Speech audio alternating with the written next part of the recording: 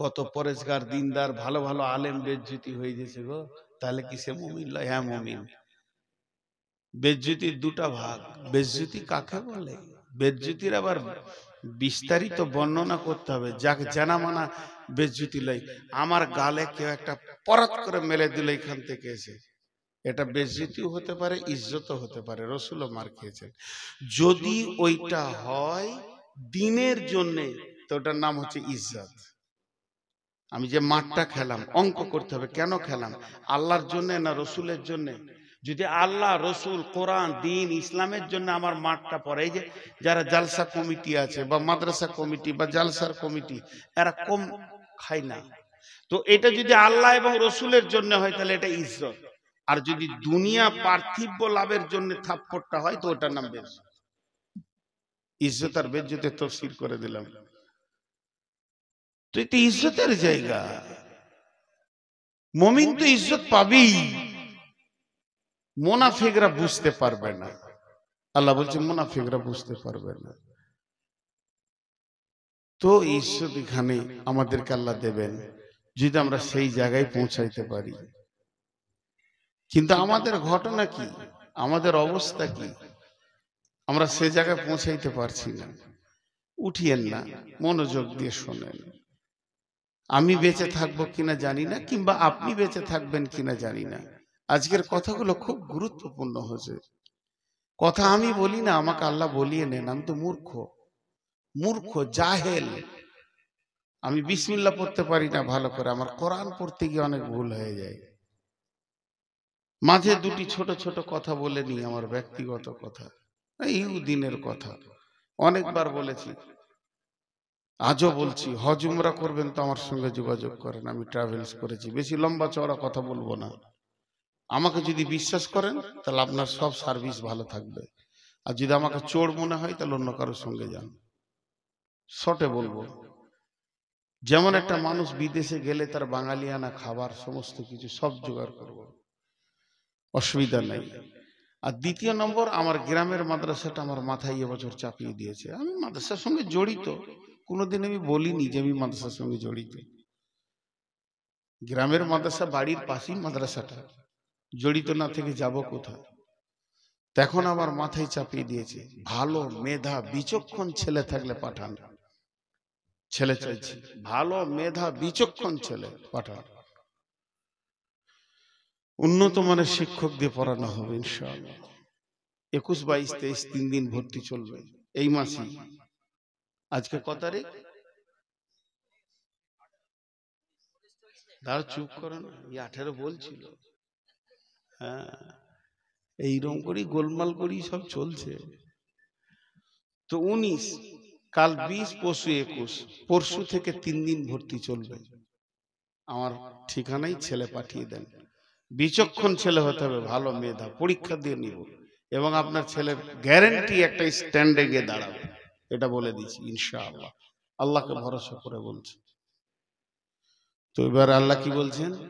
বিসমিল্লাহির রহমানির রহিম। ওয়াদাল্লাহুল্লাযীনা আমানু মিনকুম ওয়া আমিলুস সলিহাতি লা ইস্তাখলিফান্নাহুম ফিল আরদি কামা ইস্তাখলাফাল্লাযীনা মিন ক্বাবলিকুম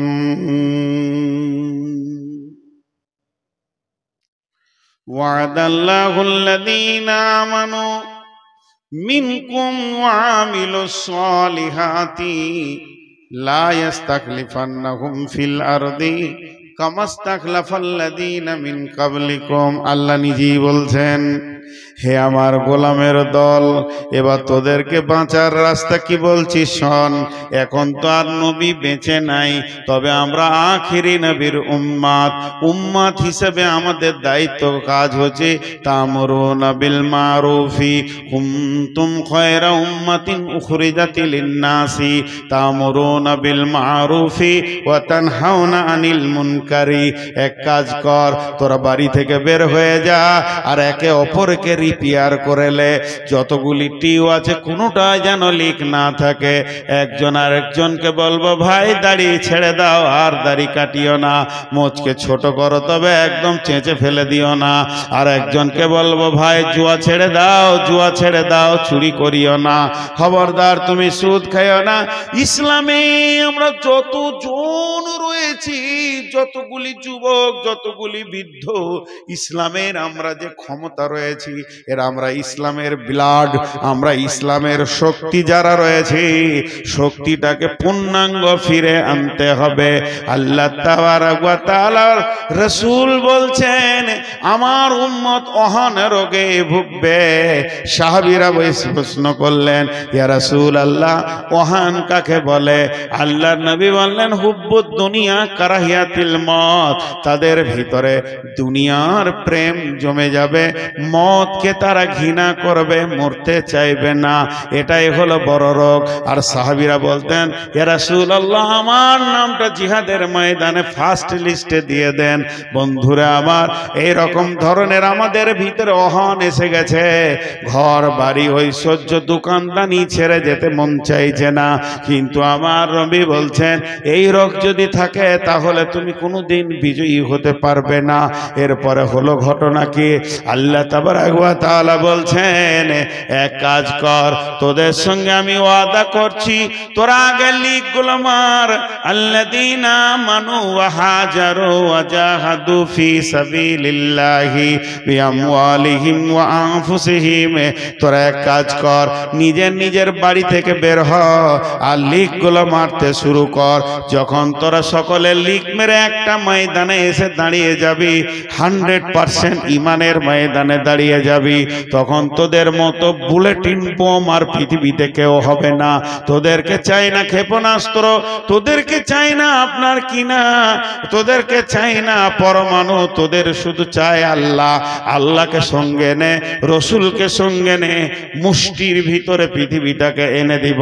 সারা দুনিয়া তোরাই শাসন করবি, কিন্তু এক কাজ কর, প্রথমে আমলের লিখগুলোকে মেরেলে আল্লাহ রাজি হয়ে যাবে। চেহারাতে চরিত্রে রসুলকে নিয়ে চলে আয়, তারপরে তুই একটা বুলেট হয়ে যাবি। আমার আল্লাহ বলছেন ওয়াদাল্লাহুল্লাযীনা আমানু, হে ঈমানদার তোমাদের সঙ্গে আমি আল্লাহ ওয়াদা করছি। ভাইরা আমার আল্লাহর ওয়াদা কোনোদিন মিথ্যা হতে পারে না, পারে না, পারে না, পারে না। আমি ওয়াদা করছি আগামী বছর আবার আসবো, কিন্তু আমাকে ইনশাআল্লাহ বলতে হবে। যদি আল্লাহ তৌফিক না দেয়,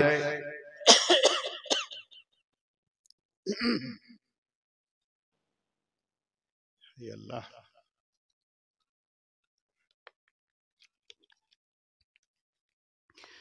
আমার ওয়াদা ফেল হয়ে যেতে পারে।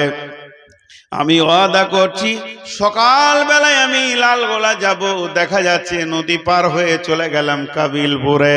তার মানে হচ্ছে আমার ওয়াদার ভিতরে আমার রব কন্ট্রোল করবেন, তার তৌফিক না হলে ওয়াদা পূরণ হবে না। কিন্তু একটা জন এমন আছে যা ওয়াদা করবে তা পূরণ হয়ে যাবে, তিনি হলেন আল্লাহ।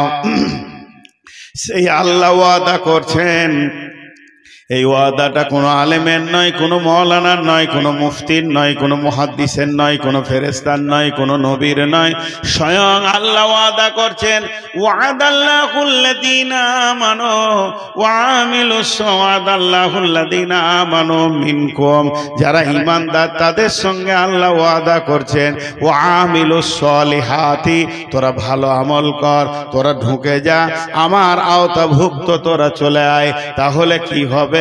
আল্লাহ সঙ্গে সঙ্গে বলছেন লা ইস্তাখলিফান্নাহুম ফিল আরদি কামাস্তাখলাফাল্লাযীনা মিন কাবলিকুম, যেমন তোদের পূর্বপুরুষেরা বিশ্বকে বিজয়ী করেছিল ওই রকম তোরা বিজয়ী দেখবে, সারা দুনিয়া তোদের পায়ের তলে আসবি।